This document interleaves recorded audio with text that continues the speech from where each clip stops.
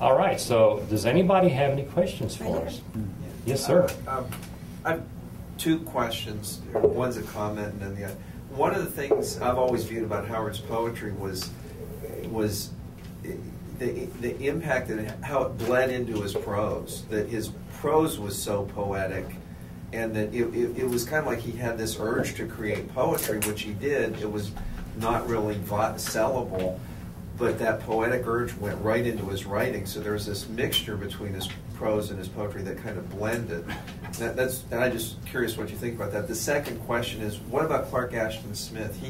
He was like a young poet prodigy from California. How does Howard rank with Clark Ashton Smith in your estimation of his poetry? Okay, I'll run with the first one first. To me, there's, in terms of style and pure, let's just say pure sentence construction, okay? Pure line construction. To me, there's really not a whole lot of difference between the poetry and the prose, other than the fact that the poetry rhymes. Because he still seems to have the same structure. He always tends to lead with a very strong noun, he has very strong verbs, and then he has these wonderfully colorful adjectives, right? Mm-hmm. I mean, just flashing swords and damsels in distress. I mean, just wonderful stuff. The structure is almost always the same, though.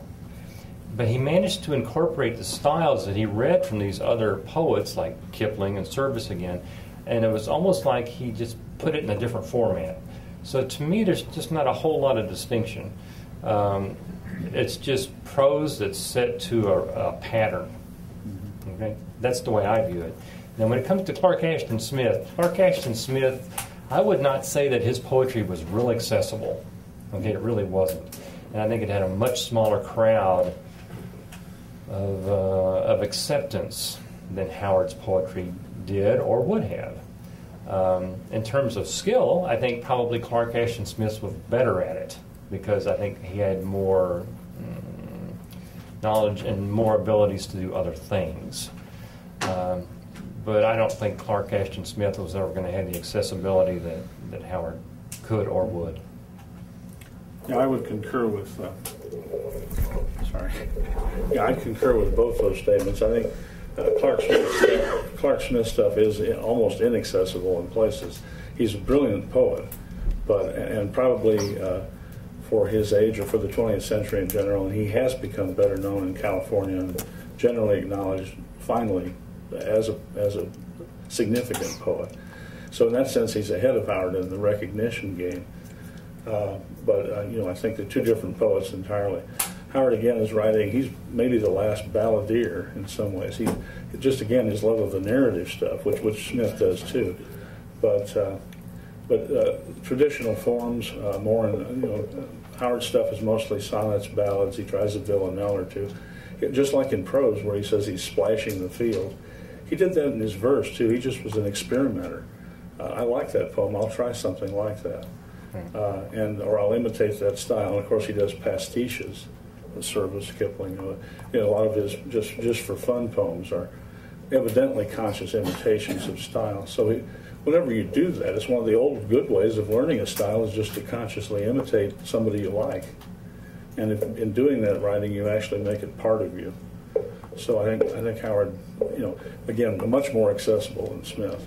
In terms of a smaller readership for Smith, you've got to be pretty much a fairly well-educated person that can understand 5-syllable words. And a lot of French, and he's more like some of Poe's more interesting stuff. But what was the other question? I'm sorry. No, you got them both. I got them both. You got them both. Okay. Anybody else?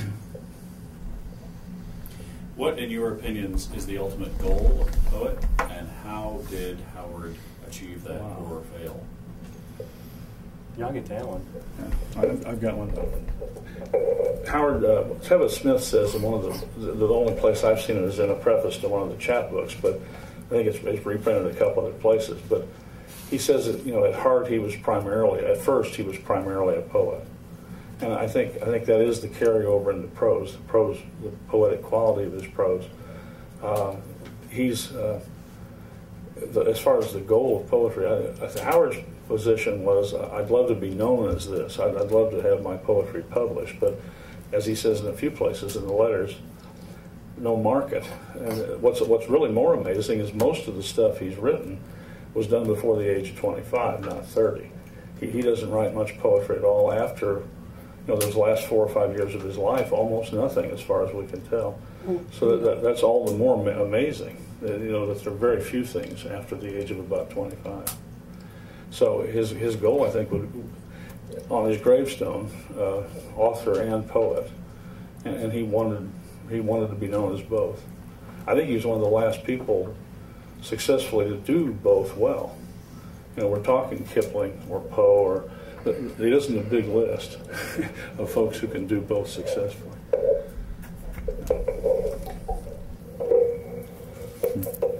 I think the poet's job, and this is something I try to do with every one of my poems, is to try to enter into what's called a sympathetic contract with the reader. And a sympathetic contract basically is that I'm not necessarily trying to raise an emotional response, but I am trying to raise some type of response. And it may be a recognition of a scene I'm describing, or it may be a recognition of style, or it may be a recognition of the sounds that are occurring within that poem. But I want that I want that reader, while they're reading that poem, to be able to disassociate from their life for a few minutes and enter the life of what's on that page. And it may only be 5 lines, or 20 lines, or 100 lines. For the amount of time it takes for that reader to read that poem, that reader and I have entered into a contract. We're going to be sharing secrets. And I think Howard accomplished that in a lot of his poems. Not all of them, but a lot of them. And some of them were just like, well, he's just practicing. But some of them, I think he really did hit it, especially like with Zucala's Hour and some of the ones that they read from. He just nailed it. He was just excellent at it. Yes, sir. One other quick thing. One of the things, what you've just said about his poetry is, that he would try different things, he would splash it on the page. To me, that shows somebody that for not having gone to college and whatever, had a great confidence. And it took courage and confidence to do that, I think. And it bespoke somebody that knew he was good with words, knew he could really, they didn't control him, he controlled them. I don't know. What do you think? Well, that's the medium. I would, right. A poet or a writer is an artist with language.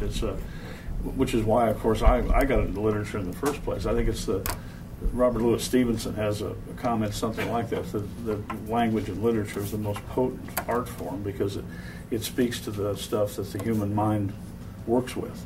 Not all of us can paint well or sculpt, but you're working in the language of